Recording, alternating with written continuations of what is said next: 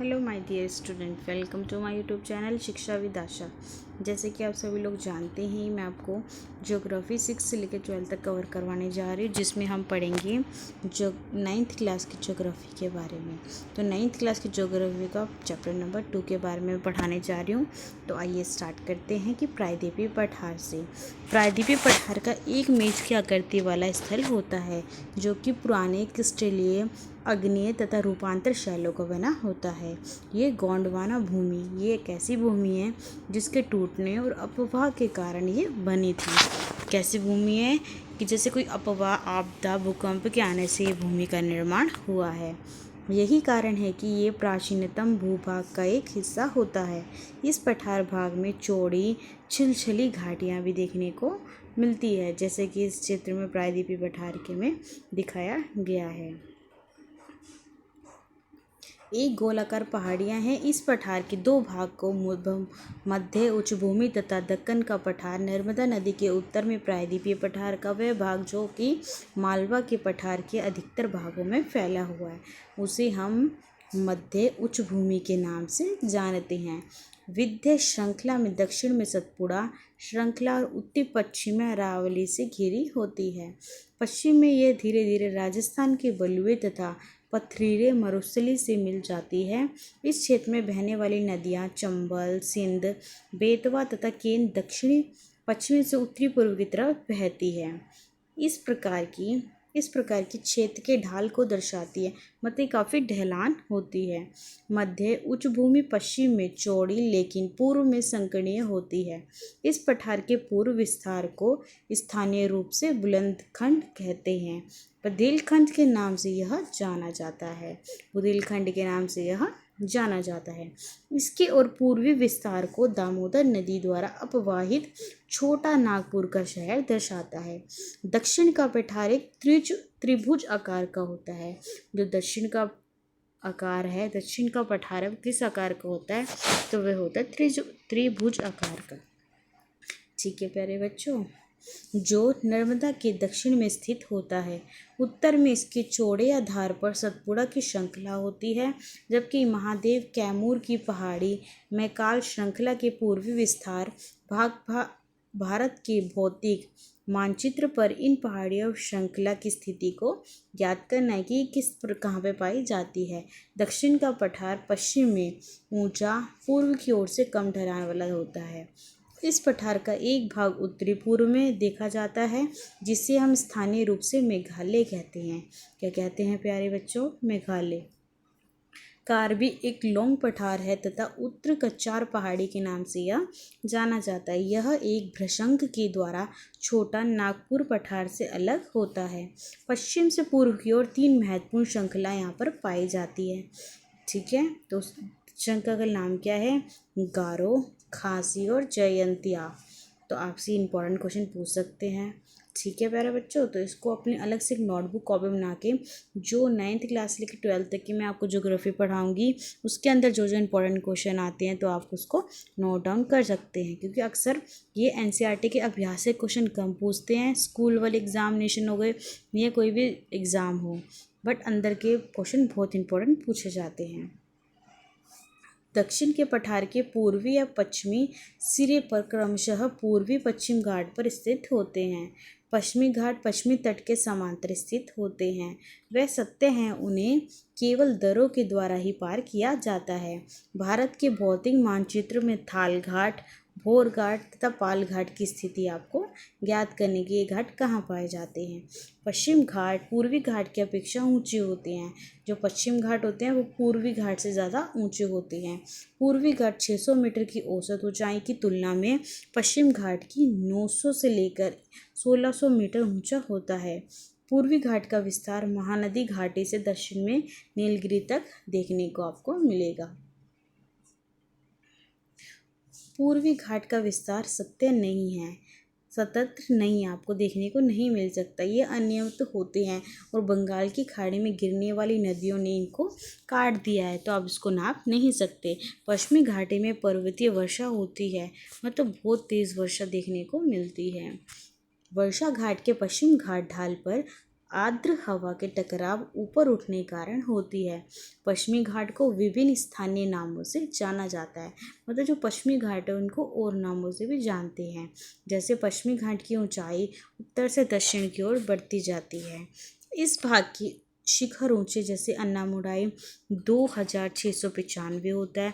तो ये सबसे इम्पॉर्टेंट है जो मैं अभी पढ़ाने जा रही हूँ कि ये जो ऊंचाई ये शिखर है वो कितनी ऊंची होती है। अक्सर CGL, NDA और DSSB जैसे एग्ज़ाम में, गवर्नमेंट एग्ज़ाम में पूछे जाते हैं, ठीक है, और साथ में 9th क्लास के एग्ज़ाम में भी पूछे जाते हैं। तो आइए इसके बारे में जानते हैं। जो अन्नामुडाई है 2695 मीटर ऊंची है और जो दोदा बेटा है वो 2633 मीटर ऊंची है। पूर्वी घाट का सबसे ऊंचा शिखर कौन सा है, तो एक क्वेश्चन में पूछ सकते हैं, तो वो है मंदेगिरी। वो कितना मीटर ऊंचा है, 1500 मीटर ऊंचा है। पूर्वी घाट के दक्षिण स्थित शिवराय तथा जावेरी की पहाड़ियाँ स्थित है। तो आपसे एक नंबर में पूछ सकते हैं कि दक्षिण पश्चिम में कौन सी पहाड़ियाँ स्थित है। उद्गमंडल जिसे ऊँटों के नाम से जाना जाता है। तो आपसे एक नंबर में ये क्वेश्चन पूछ सकते हैं, ऐसी कौन सी जगह है जिसे ऊँटों के नाम से जाना जाता है, तो है उद्गमंडल। तथा कोइडिकनाल जैसे प्रसिद्ध पहाड़ियाँ नगरों की स्थिति यहाँ पे आपको बतानी है। प्रायद्वीपीय पठार की विशेषता है कि यहाँ पाई जाने वाली काली मृदा जिसे दक्कन ट्रैम्प के नाम से जानते हैं। तो किस मृदा को दक्कन ट्रैम्प के नाम से जानते हैं, तो वह है काली मृदा। इसकी उत्पत्ति ज्वालामुखी से होती है। कहाँ से होती है प्यारे बच्चों, ज्वालामुखी से। इसके शैल अग्नेय होते हैं। वास्तव में इन शैलों का समय के साथ अपरदन हुआ है, ठीक है, मतलब किसी आपदान ऐसे ये बनी है, इनसे काली मृदा का निर्माण हुआ है और इन्हीं अपरदन से काली मृदा का निर्माण देखने को मिला है। अरावली की पहाड़ियाँ प्रायद्वीपीय पहाड़ के पश्चिम और उत्तरी के किनारे देखने को मिलती है। और बहुत अधिक अपरदित और खंडित पहाड़ियाँ ये गुजरात से लेकर दिल्ली तक दक्षिण भाग को उत्तरी पश्चिम रूप में देखने को मिलती है। अब पढ़ेंगे हम भारत के मरुस्थलीय स्थल, ठीक है प्यारे बच्चों। तो आइए पढ़ते हैं। अरावली पहाड़ी के पश्चिम किनारों पर थार का मरुस्थल है। किसका मरुस्थल है, थार का। तो आपसे पूछ सकते हैं कि थार मरुस्थल कहाँ पे है, ठीक है।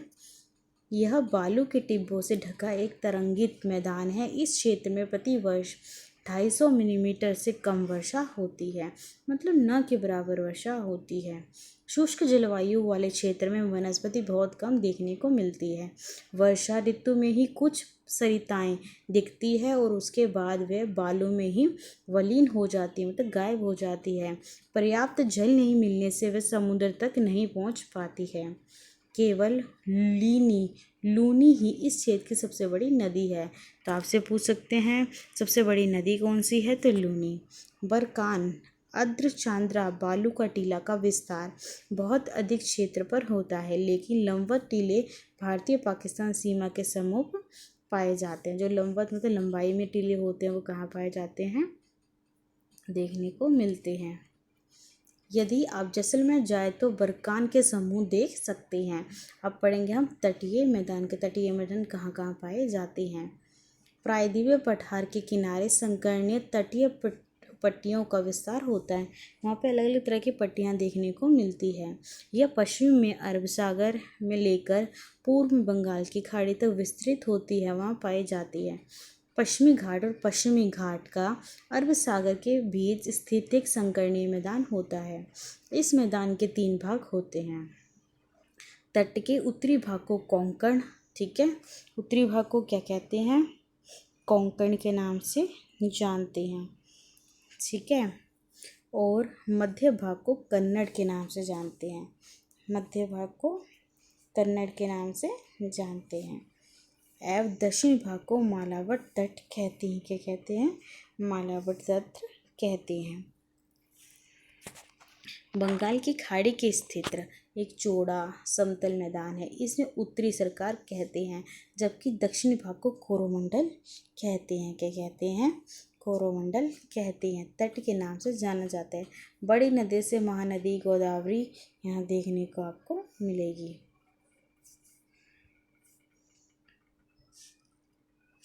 कृष्णा एवं कावेरी इस तट पर विशाल डेल्टा का निर्माण करती है। यहाँ पर चिल्का झील पूर्वी तट पर स्थित एक महत्वपूर्ण भूलक्षण है। सबसे इम्पोर्टेंट है, आइए जानते हैं। चिल्का झील भारत में खारे पानी की सबसे बड़ी झील है। तो 1 मार्क्स में और CGL जैसे क्वेश्चन में आपसे पूछा जाता है खारे पानी की सबसे बड़ी झील कौन सी है। और ये CHSL में आया हुआ एक क्वेश्चन भी है। जिन बच्चों ने CHSL का एग्ज़ाम दिया है उनको इसके बारे में पता होगा।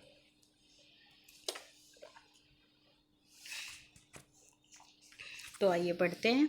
यह उड़ीसा और महानदी डेल्टा के साथ दक्षिण में स्थित है। द्वीप समूह आप पहले ही पढ़ चुके। भारत का मुख्य स्थल भाग अत्यधिक विशाल होता है। इसके अतिरिक्त भारत में द्वीपों का समूह भी स्थित होता है। क्या आप इन द्वीपों के समूह को पहचान सकते हैं? तो आइए देखते हैं। केरल के मालाबार तट के पास स्थित लक्षद्वीप की स्थिति को ज्ञात करनी है। द्वीपों का यह समूह छोटे प्रवाल द्वीपों से बना होता है। पहले इनके लाकाद्वीप, मिनिकॉय तथा मिनिक द्वीप के नाम से जाना जाता है। 1973 में इनका नाम लक्षद्वीप पड़ा। ठीक है। 72 वर्ग किलोमीटर के छोटे से क्षेत्र में यह फैला हुआ था। कावरावती द्वीप लक्षद्वीप का प्रशासनिक मुख्यालय है। तो कहाँ पे है द्वीप लक्षद्वीप का प्रशासनिक मुख्यालय? कावरा द्वीप में। ठीक है। इस द्वीप समूह में पादप जंतु के बहुत से प्रकार पाए जाते हैं। पिटली द्वीप जहाँ मनुष्य का निवास होता है नहीं होता है, वहाँ एक पक्षी अभयारण्य देखने को मिलता है। यह बंगाल की खाड़ी में उत्तरी दक्षिण के तरफ फैले द्वीपों की श्रृंखला होती है। यह अंडमान एवं निकोबार द्वीप होते हैं। ये द्वीप समूह आकार में बहुत बड़े देखने को प्रतीत होते हैं।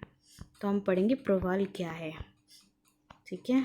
प्रवाल पॉलिप्स कम समय तक जीवित रहने वाला सूक्ष्म प्राणी होता है। छोटा सा जंतु होता है जो समूह में रहता है। इसका विकास छिछले तथा गर्म जल में होता है। ये कैल्शियम कार्बोनेट का स्राव करता है, मतलब इसमें से कैल्शियम कार्बोनेट निकलती है। प्रवाल स्राव है प्रवाल अस्थियाँ टीले के रूप में निक्षेपित होती है। ये 3 प्रकार की होती है। प्रवाल रोधिका, तटीय प्रवाल भित्ति तथा प्रवाल वलय द्वीप ऑस्ट्रेलिया का ग्रेट बैरियर रीफ। ठीक है। तो आपसे क्वेश्चन ये भी पूछ सकते हैं कि ग्रेट बैरियर रीफ कहाँ पे है, तो वो ऑस्ट्रेलिया में है। काफ़ी बार क्वेश्चन पूछा गया है। ये रोधक का अच्छा उदाहरण है। प्रवाल वलय द्वीप गोलाकार हाथ से शू आकार का देखने को मिलता है। वे बहुत बिखरे हुए होते हैं। ये द्वीप समूह 2 भागों में बांटे जाते हैं। उत्तर में अंडमान निकोबार तथा दक्षिण में निकोबार। यह माना जाता है कि द्वीप समूह में निमज्जित पर्वत श्रृंखलाओं के शिखर है। ये द्वीप समूह देश की सुरक्षा के लिए बहुत महत्वपूर्ण है। यह द्वीप समूह में पाए जाने वाले पादप जंतुओं में बहुत अधिक विविधता है। ये द्वीप में विषुववृत्त के समीप स्थित है। यहाँ की जलवायु विषुववृत्त है तथा यहाँ घने जंगल देखने को मिलते हैं। जहाँ पे भी लिखा हो क्या आप जानते हो वो सबसे इम्पॉर्टेंट होता है एग्ज़ाम के पॉइंट ऑफ व्यू से, तो उसको पढ़ना बहुत इम्पॉर्टेंट है तथा उसको नोट डाउन करके लर्न करना। भारत का एकमात्र सक्रिय ज्वालामुखी जो एक्टिव ज्वालामुखी है वो कहाँ पर है? अंडमान निकोबार समूह में बैरियर द्वीप में स्थित है। ठीक है। विभिन्न भू आकृति विभागों का विस्तृत विवरण प्रत्येक विभाग की विशेषता स्पष्ट करता है, उसकी विशेषताओं के बारे में बताता है। परंतु विभाग एक दूसरे के पूरक होते हैं और वे देश को प्राकृतिक संसाधनों से बनाते हैं। उत्तरी पर्वत जल एवं वनों के प्रमुख स्रोत आपको देखने को मिलेंगे। उत्तरी मैदान देश के अन्य भंडार होते हैं। जो उत्तरी मैदान है वहाँ पे अन्न का भंडार अत्यधिक होता है।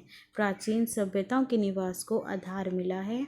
पठारी भाग खनिजों के भंडार जिसने देश के औद्योगिकरण में विशेष भूमिका निभाई है। तटीय क्षेत्र मत्स्य और पोत संबंधित क्रियाकलापों में प्रमुख स्थान है। यह इस प्रकार देश की विविध भौतिक आकृतियाँ भविष्य में विकास की अनेक संभावना प्रदान करती हैं कि हमारा डेवलप और अच्छे तरीके से हो पाए। तो आइए बच्चे हम पढ़ेंगे एनसीईआरटी के अभ्यासिक क्वेश्चन के बारे में। ठीक है। तो सबसे पहला हमारा क्वेश्चन क्या है? निम्नलिखित विकल्पों पर उत्तर चुनिए। पहला क्वेश्चन है एक स्थलीय भाग जो तीनों ओर से समुद्र से घिरा है। क्या वह तट है, द्वीप है या इनमें से कोई नहीं है, प्रायद्वीप है? तो इसका आंसर है बच्चों प्रायद्वीप। ठीक है।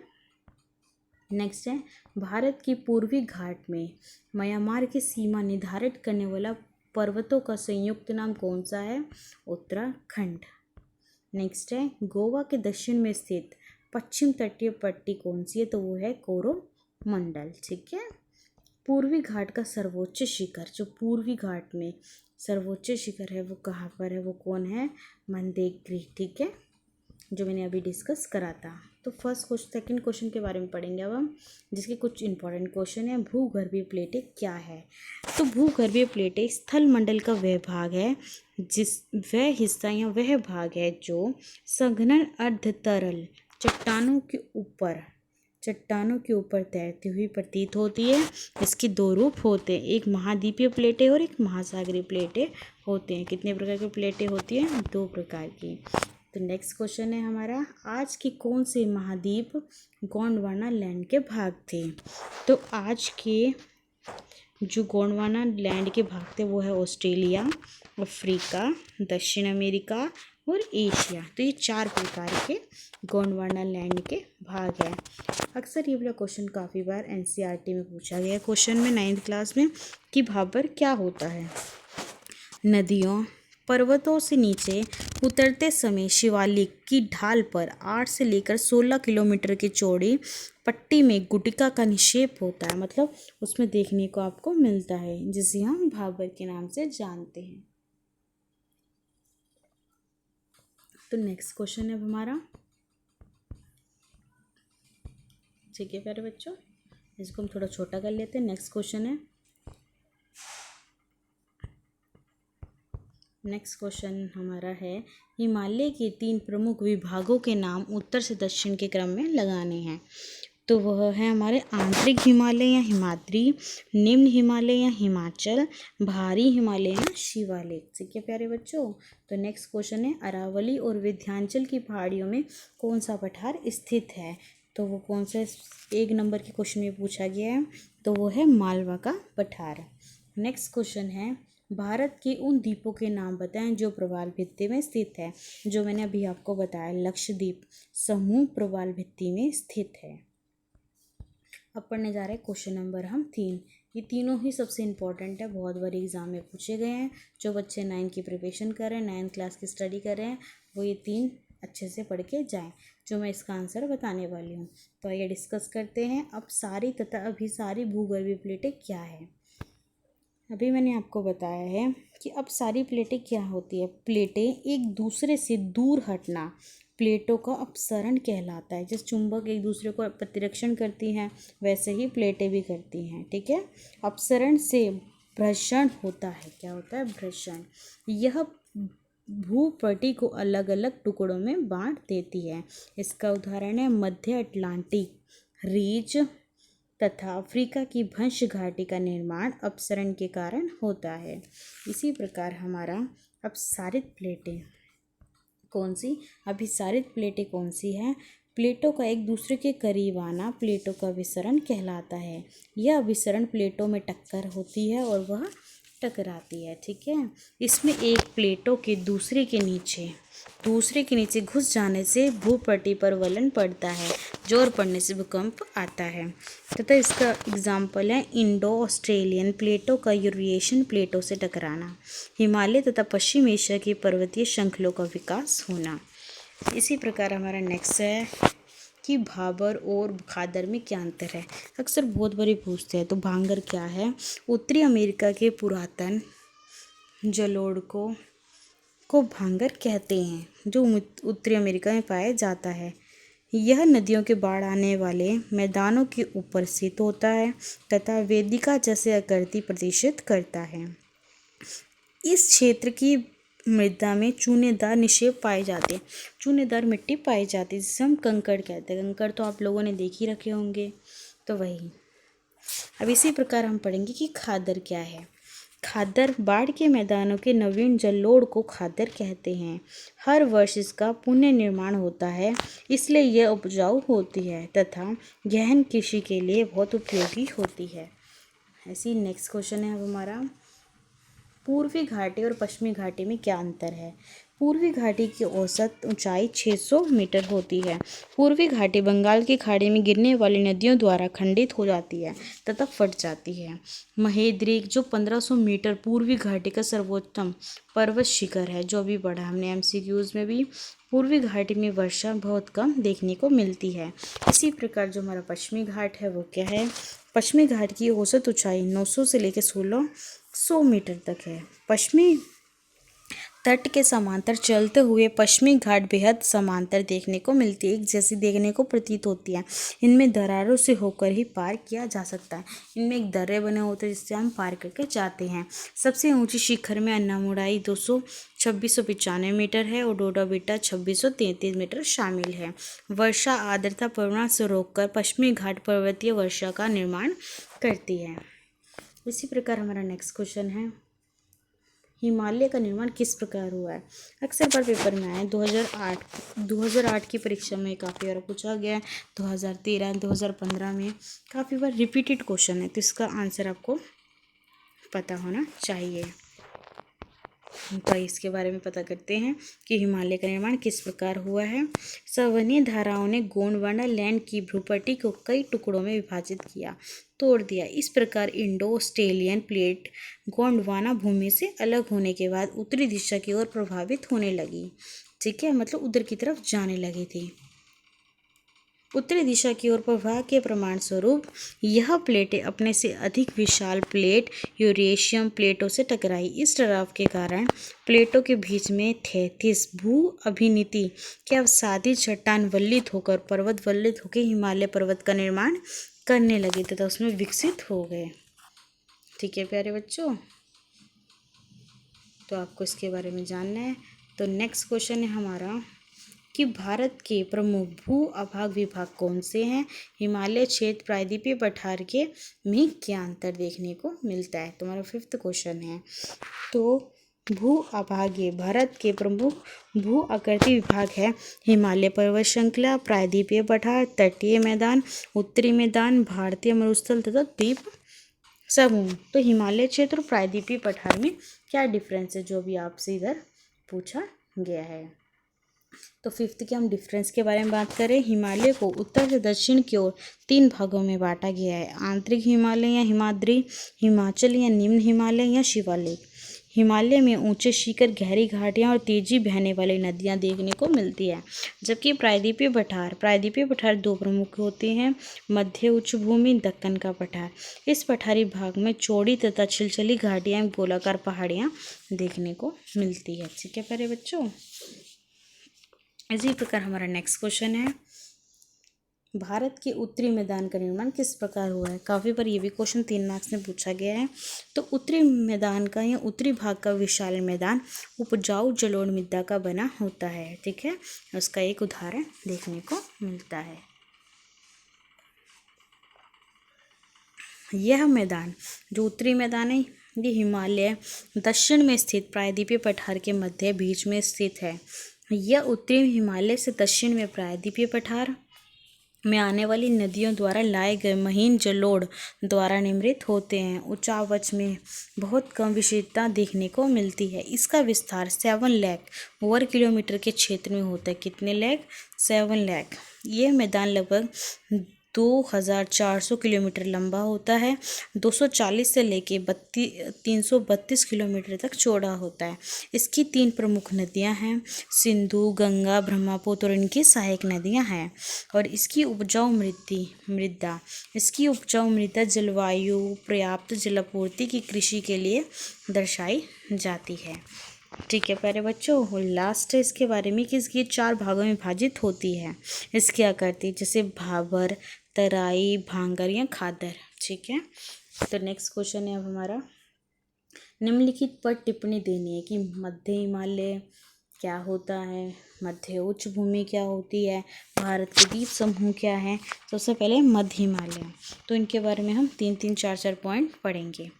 ठीक है प्यारे बच्चों, तो फर्स्ट है मध्य हिमालय। मध्य हिमालय का सर्वाधिक हिस्सा असम में है। कहाँ पर है? असम में। इन श्रृंखलाओं का निर्माण मुख्यतः अत्यधिक संपीड़ित पर्वतीय शैली से हुआ है। इनकी ऊंचाई 3700 मीटर से लेकर 4500 मीटर के बीच में, औसत चौड़ाई 50 किलोमीटर तक है। पीर पंजाब श्रृंखला सबसे लंबी तथा सबसे महत्वपूर्ण श्रृंखला है। धौलाधर एवं महाभारत श्रृंखला भी महत्वपूर्ण है। इस श्रृंखला में कश्मीर से लेकर इसकी घाटी हिमाचल के कांगड़ा एवं कुल्लू घाटी पर स्थित है। धर्मशाला, डलहौजी, शिमला, नैनीताल, मंसूरी कई पर्वतीय नगर इसके निचले भाग में स्थित है। ठीक है, ये आप इसके बारे में लिख सकते हैं। नेक्स्ट है मध्य उच्च भूमि। तो नर्मदा के तट में प्रायद्वीपीय पठार का वह हिस्सा जो मालवा के पठार में अत्यधिक पाया जाता है और फैला हुआ है, मध्य उच्च भूमि के नाम से जाना जाता है। ठीक है प्यारे बच्चों, इस क्षेत्र में बहने वाली जो नदी होती है, चंबल होती है, सिंधु, बेतवा तथा कैन दक्षिण पश्चिम पूर्वी में बहती है।